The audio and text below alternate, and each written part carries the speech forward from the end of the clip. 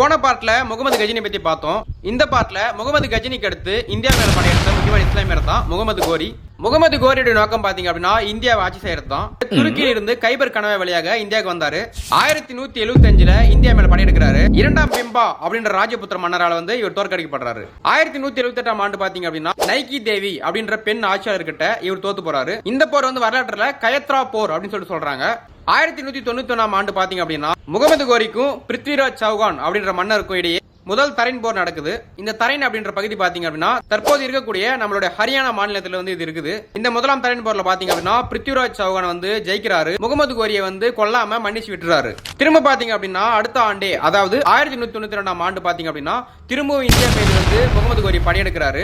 இது வந்து வரலாற்றுல இரண்டாம் தரைன் போர் அப்படின்னு சொல்றாங்க. இந்த போர்ல முகமது கோரி ஜெயிக்கிறாரு. பிருத்விராஜ் சௌகானையும் கொன்னுறாரு. இந்த ரெண்டு தரைன் போரும் பாத்தீங்க அப்படின்னா தபர் ஹிந்த் அப்படின்ற ஒரு இடத்தை கைப்பற்றதுக்காக தான் இந்த ரெண்டு போருமே நடந்துச்சு. 1194ல ஜெயச்சந்திரா அப்படின்ற ராஜபுத்திர மன்னர் வந்து முகமது கோரி தோற்கடிக்கிறாரு.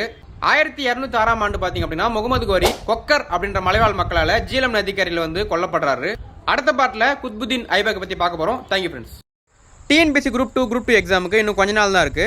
லாஸ்ட் டைம் ப்ரிப்பரேஷனுக்காக இம்பார்ட்டன்ட் பிடிஎஃப் வந்து ரெடி பண்ணியிருக்கோம். இந்த பிடிஎஃப்ல பார்த்தீங்க அப்படின்னா Tamil, GK, maths, current affairs இதில் இருக்கக்கூடிய இம்பார்ட்டன்ட் எல்லாமே உங்களுக்கு கவர் ஆகும். நீங்கள் அப்படின்னா 6லேருந்து 12 வரைக்கும் வரி எடுக்கப்பட்ட ஒன்லைனரும் அதுக்கான டெஸ்ட் ப்ராக்டிஸ் கொஸ்டின்ஸ் ஆன்சர்க்கையோட அவுட் ஆஃப் சிலபஸ் புக்கில் இருக்கக்கூடிய important out of syllabus book PDF ஃப்ரீயாகவே கொடுத்துருவோம்.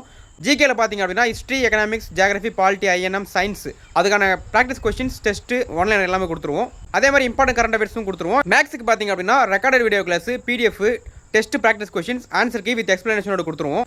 இது வந்து தமிழ் மீடியம் ஸ்டூடெண்ட்ஸ் மட்டும் தான். இந்த லாஸ்ட் டைம் ப்ரிப்பரேஷன் பிடிஎஃப் உடைய பிரைஸ் பார்த்தீங்க அப்படின்னா 450 மட்டும் தான்.